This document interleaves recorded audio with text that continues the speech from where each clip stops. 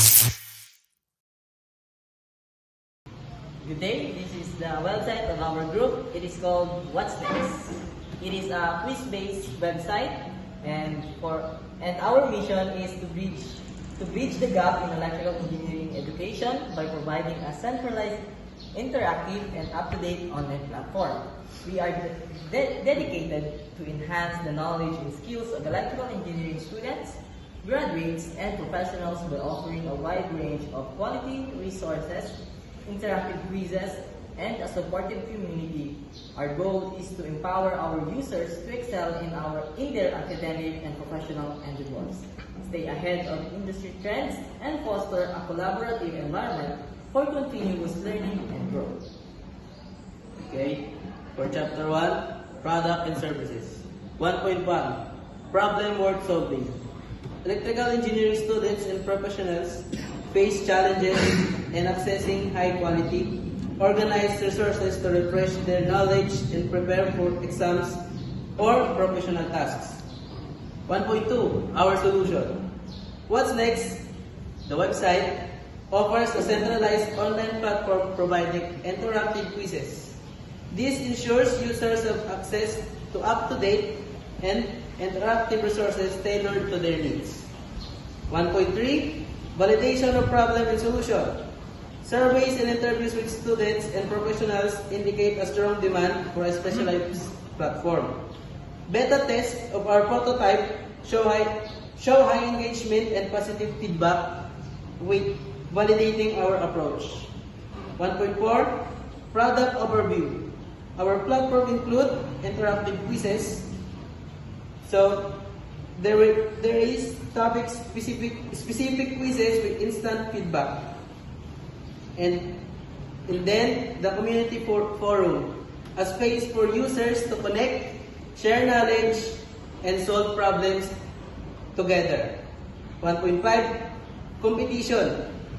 Competitors include general educational platforms like Coursera or YouTube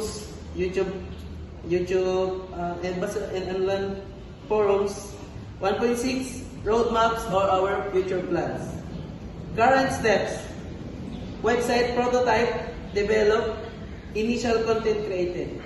Next step: full website launch, marketing campaign, partnership with educational institutions. Chapter Okay, so Chapter 2, Market Analysis. So sa 2.1, aming market segmentations are the students, professionals, and educators na related sa electrical engineering. Then, 2.2, Target Market Segment Strategy. So, our ideal customers are the engineering students. Yun yung pinaka-main focus ng applications namin for them to learn on online forums. Then,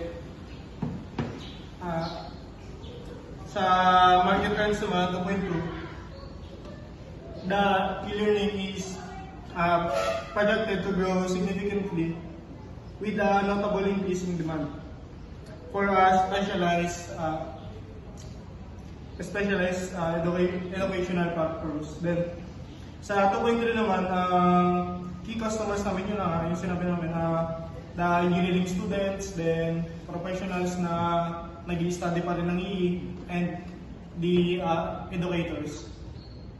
Then, future markets, expansion into other engineering discipline, and development of mobile applications to reach the broader audience. Then, 2.5, competition. So, maliban naman sa amin, there are other sources or learning platforms na nag-i-exist na. Na sinabi dito sa 2.5.1, which are the Coursera, Khan Academy, and YouTube channels. Then, sa 2.5.2, meron tayong competitive advantage syempre sa mga nag-i-exist na, which are the meron ang aming website is merong interactive tools and community support, then continuous content updates and industrial relevance. Okay, sorry na.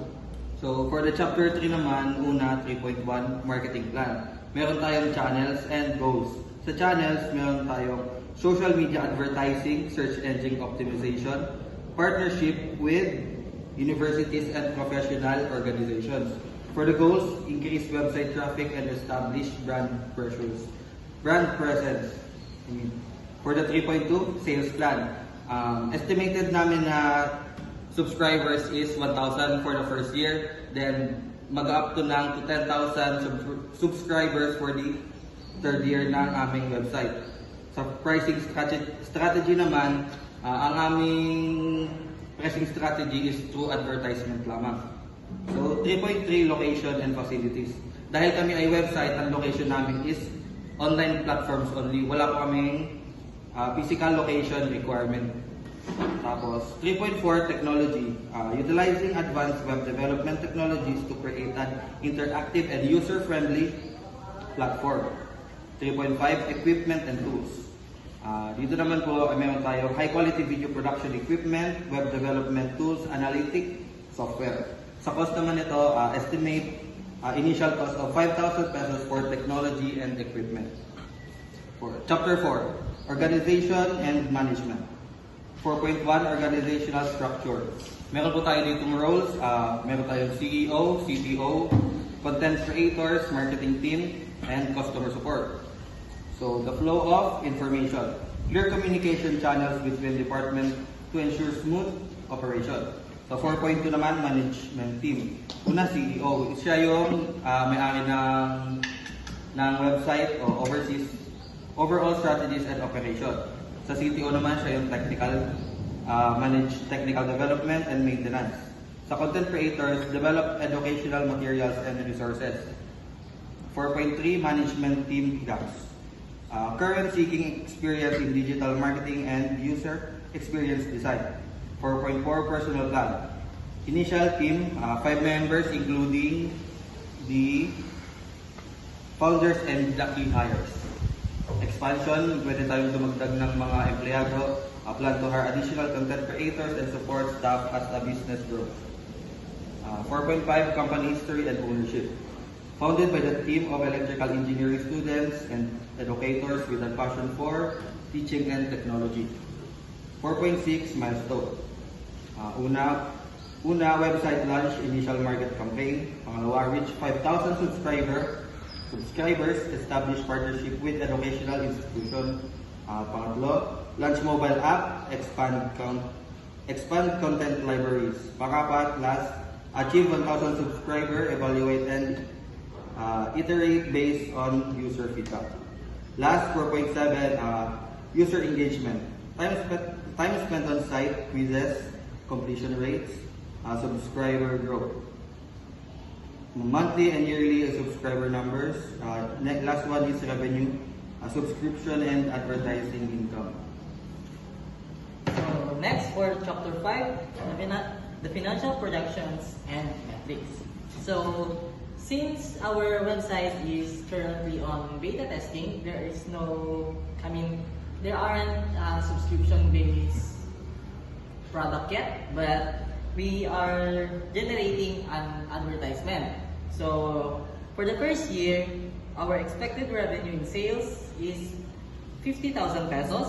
For the next year is 150,000 pesos, and for the third year is 300,000 pesos.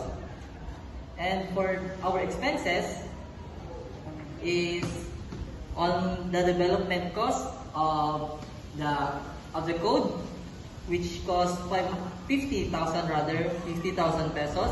For the marketing, which is 30,000 pesos, and the operational is 20,000 pesos annually. Next, for 5.3, projected profit and loss. So for the first year, we projected a 10,000 pesos loss, and for the next year, year 2, we expected a break-even point, and for the third year is the 100,000 pesos projection. For the 5.4 rather projected cash flow, initial funding cost around 150,000 pesos. For the monthly cash flows, positive from year 2 onwards, since year 2 is the point where we break even on our profit, on our loss rather. Next, for the 5.5, the projected balance sheet. In the 3 years, we projected an asset around 200,000 pesos. And for the liabilities, we projected 500,000 pesos for the 3 years. And the equity gain will be 150,000 pesos in 3 years. For the 5.6, which is the personal plan, is for the year 1, we plan to have 5 to 7 employees. Those are the 5 that founded the website and other 2 content creators. For the year 2, 10 employees, and year 3, 15 employees. For 5.7, the use of funds. Our use of fund is web development, which costs around 50,000 pesos, marketing, which costs 40,000 pesos for the marketing, which costs 30,000 pesos, and the operational expense costs around 30,000 pesos. Our exit strategy is to potentially acquisition of a larger education technology company, or option to sell to a private investor, and possible transition to employee-owned model. So that's all for our paper. Next is for the website. This is the home of our website. So you can see that it is on home. You can go to about, services, and the contacts of the creators. So first you go to quiz. Then this is our quiz guide. First is start quiz. Once you've selected a quiz, hit the continue button. Answer question. Read each question carefully and select the answer you believe is corrected. Click on your chosen answer to proceed to the next question. Next is view result. After submitting your quiz, you'll instantly see your result. See how well you did and which questions you got right or wrong. Share your scores. Proud of your score? Share it with your friends on social media.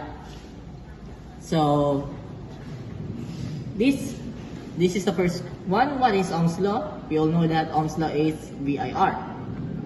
So this question is randomized. So you